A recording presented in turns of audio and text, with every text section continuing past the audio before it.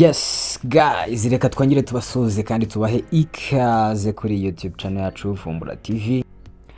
Nkuko bisanzwe video tutorial zacu zibanda kuri cryptocurrency, by'umwihariko mining platform, investment platform ndetse na trading platform. So muri iyi minsi rero tumaze iminsi tubona amacoin menshi afite ingufu ari kuminingirwa kuri Telegram. Niyo mpamvu uyu munsi nanjye niyemeje gutangira kuba nakora mining za Telegram. Ibi ngibi ntago tubikora n'ubundi tugamije kuvuga ngo token n'ubundi turishuwa 100% kwizajya ku isoko, ariko n'ubundi iyo zigiye ku isoko ni twebwe bigarukaho, ni twebwe profit zigarukaho. Niyo mpamvu rero uyu munsi ngiye gutangira mining inshyashya bita Time Farm yo kuri Telegram. Nawe niba wifuza kunyiyungaho cyangwa kuba wa joininga tukagendana, you are most welcome. Reka rombere kuko ni ibintu bikora. First of all, ugomba kuba utunze application ya Telegram. Application ya Telegram iberaho chat ku batayizi, ikaberaho Telegram channel n'ibindi byinshi cyane. Telegram iri very powerful, mbese muri iyi minsi uyifate nka za WhatsApp, ariko muri make Telegram iri international kurusha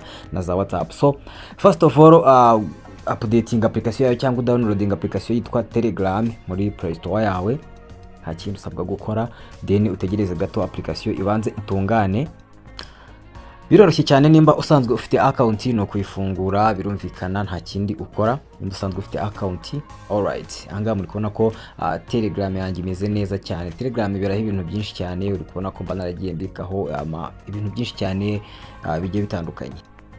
Okay, ikintu ugiye gukora rero, jya muri video description. Ndakeka buri wese azi kujya muri video description. Nimba utazi kujya muri video description, ushobora kuduhamagara kuri nimero iri munsi y'iyi video, cyangwa ukatwandikira kuri nimero iri munsi y'iyi video kugira ngo nawe utangire gukora iyo mining bita Time Farm, right?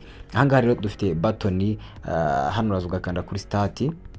Yes, nimba ukeneye nyine gutangira kuba wa mininga. Hanyuma ukimara gukanda kuri start, uhinguka ahantu hingutse, dukande kuri open app, dufungura application. N'ubundi byose bibera kuri Telegram, don't worry.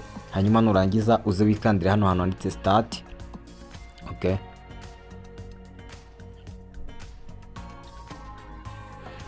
hanyuma turaza guhinguka ahangaha nyine, ushobora gusoma cyangwa se ntunasome, then twikandire kuri button yitwa next.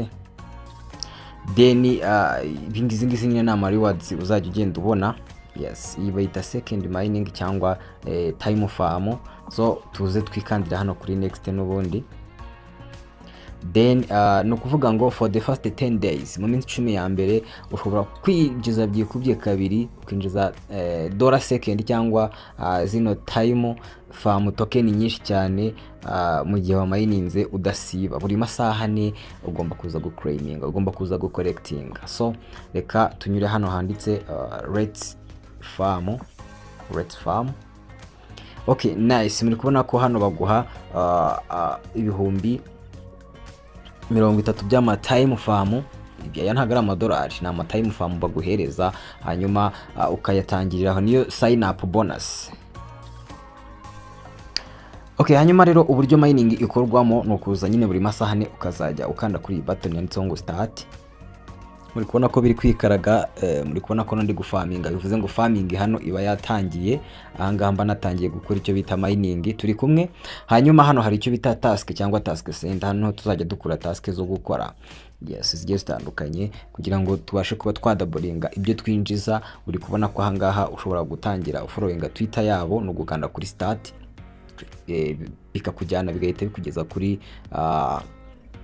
Twitter yabo ya mbere, kuba bafite ama account Twitter menshi.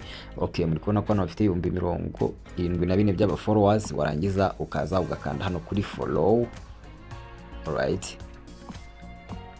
Then unamaze gukanda kuri follow, then wanageza ukikorera back.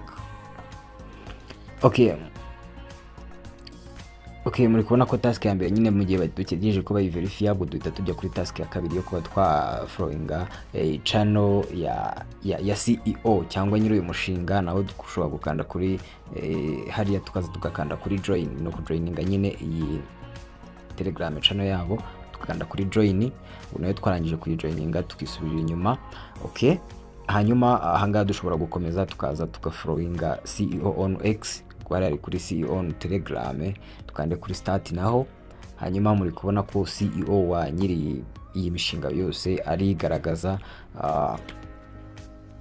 kandi ibintu birashoboka. Nawe uraza ukamufollowinga ahangaha nyine kugira ngo ubone ziriya bonus, warangiza ukisubirira inyuma, yes, ugategereza nyine ko cream iza kuza kuboneka. Hanyuma tugakomeza no tugafollowinga iyo bita Chronotech. Chronotech ubwo ni imishinga igiye itandukanye baba baragiye bakoraho.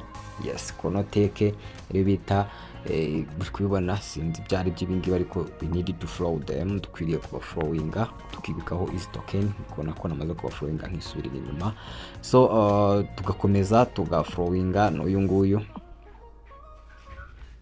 Good, muri kubona ko hano naho mfite gukanda hano kuri follow. Kugira ngo ukore iyi mining ugomba kuba ufite application ya Telegram, ikindi ukaba ufite na X cyangwa Twitter.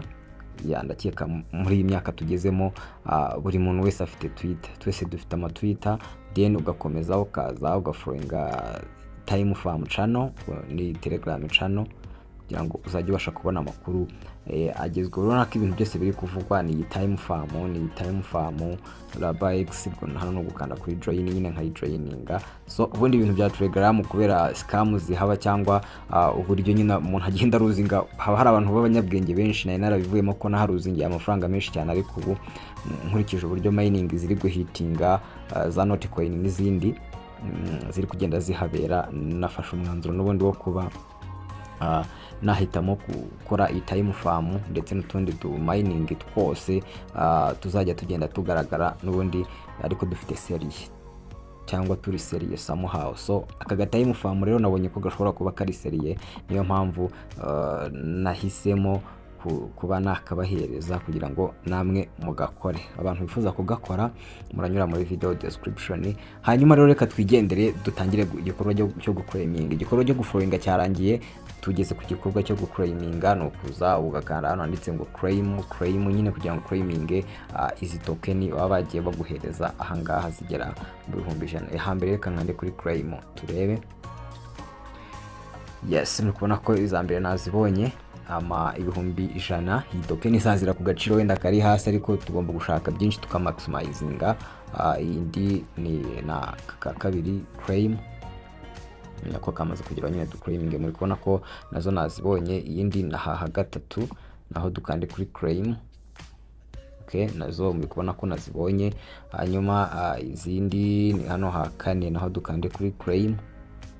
Right, good, muri kubona ko nazo nazibonye. Reka duclaiminge n'ubundi n'iyi ngiyi yo hasi, duclaiminge n'iyi ngiyi yo hasi ya nyuma, kuko ndabona rero yamaze gutungana ngo nazo zibe zigiyeho.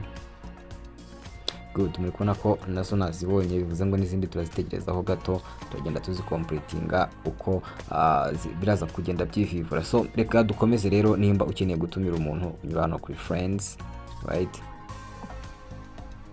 Hanyuma kuri friends rero niho hantu ushobora kuba wakwinjiza token zigera kuri 20% z'abantu winjije muri team yawe. No kuvuga ngo level ya mbere ubundi iyo utumiye umuntu baguha 20% bya token.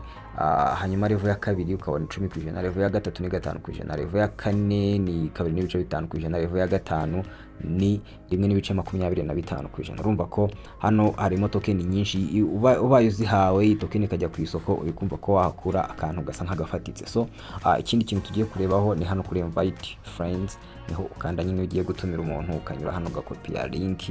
Then wamara gukopia link ukajya kuba wayisharinga kuba friends bawe n'ahandi hantu hagiye hatandukanye. So nuko nguko rero mining imeze. Nimba nawe ushaka gutangira, ushobora gutangira nawe aka kanya, then tukazibikaho zino token, kuko nabonye Telegram imeze nabi muri iyi minsi, iri gutanga amafaranga kabisa.